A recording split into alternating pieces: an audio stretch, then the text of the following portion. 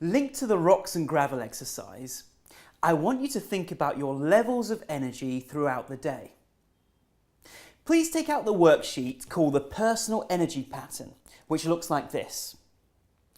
What I'd like you to do is I'd like you to plot your levels of energy throughout the day on a scale from 1 to 10. So please pause the video now and briefly plot the points and draw a curve through those points.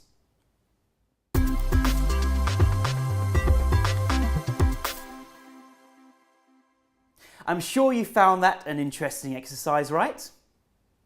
Most people's energy pattern is something like this. Is yours similar?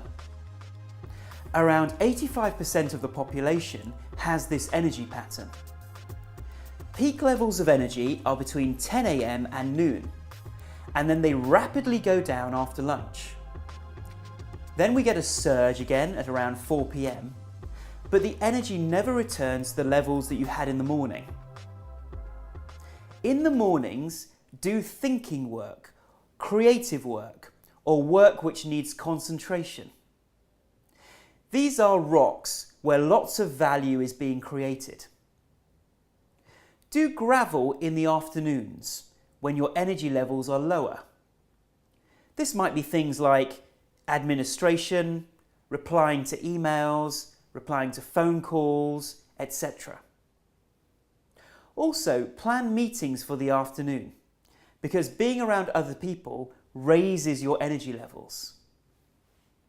But let me ask you, are you doing it the other way round? Because most people are. Do you come into the office in the morning and then spend, let's say, 2 to 3 hours replying to emails? What a waste of those productive hours. Then lunchtime comes, you feel a bit tired in the afternoon, so you end up procrastinating or doing the easy work. Then finally, later in the afternoon, you might start on some of those rocks. Then you become aware that you haven't got enough time, and then you may spend longer working into the evenings. Big rocks then take a lot longer to do in the afternoon and evenings, because your energy levels are lower. The late afternoon and evening should be for finishing work off, not starting work. Some of you might think that you work better in the evenings, when the office is quieter. But actually, it's probably simply that you don't get interrupted, and it's probably not to do with your energy levels. This is incredibly important. Let me repeat this. I've coached thousands of business professionals, and this mistake of doing gravel in the morning comes up again and again. Change this around and you are honestly going to save hours and hours a day. And it feels so good to be working this way, to have got some big rocks out of the way in the mornings. You'll feel so productive. In Module 2, I will make this easy for you to plan the big rocks in the mornings. One more tip. Have lunch later. If you have lunch at, say, 1 PM or even 1:30 PM rather than 12 PM, you give yourself at least an extra hour of rock time in the mornings.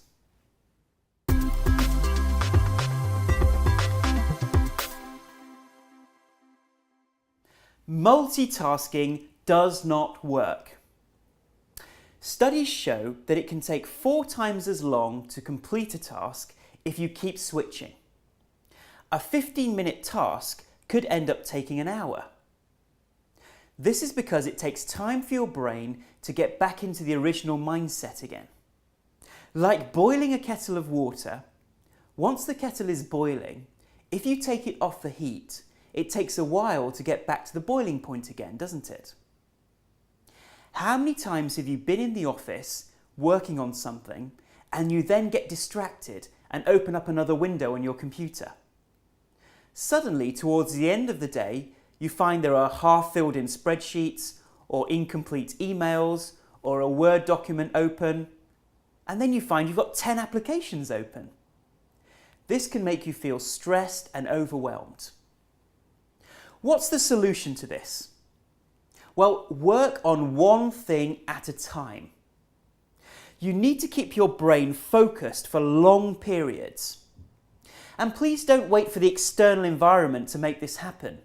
You need to take responsibility for having chunks of time where you can crack on with work without being distracted. Studies have shown that the average manager might be wasting 2 to 4 hours a day because of multitasking. So this is huge.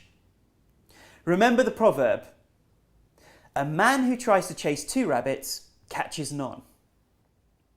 Let me repeat this, because this may be one of the most important things that I say.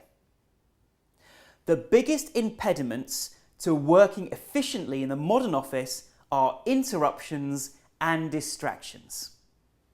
I define interruptions as other people disturbing your concentration, and I define distractions as self-created interruptions.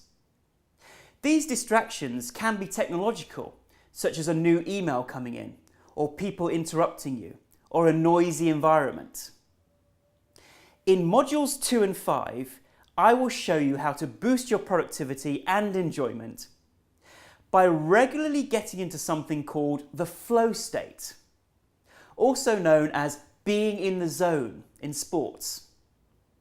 In the flow state, you are thoroughly engrossed in a task, and all your brain rhythms are synchronized, so you are working at peak productivity. Amazingly, I will help you get into this state within a couple of minutes. Studies have also shown that the flow state has the following benefits.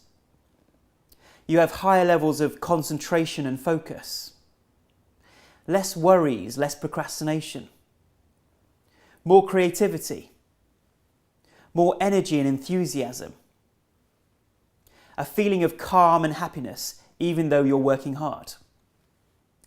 The rocks I mentioned earlier will now become flow state rocks.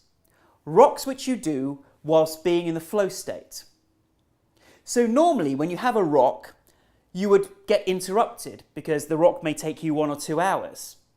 Whereas now a flow state rock is a rock that you do without being interrupted and without being distracted. You focus on this rock and nothing else for an hour or 2 hours. Think about how a martial artist breaks a rock. He focuses 100% of his mind's attention to the quick movement, so he only has to hit the rock once. Now finally, let's just remind ourselves of the rest of the course.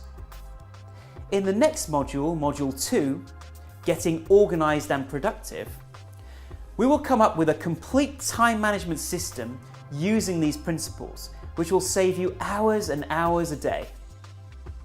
In Module 3, we will look at procrastination using our model of the mind, and we will come up with many ways of banishing it from your work life. In Module 4, we will look at how to have powerful, effective action meetings using our principles. In Module 5, we will use these principles to deal with time stealers, such as interruptions by people and technology, how to push back and say no, effective delegation, setting boundaries, and many other things. In Module 6, we will cover an efficient email system. Finally, we will put all the pieces of the jigsaw together into a powerful time management system to make you more effective and more efficient.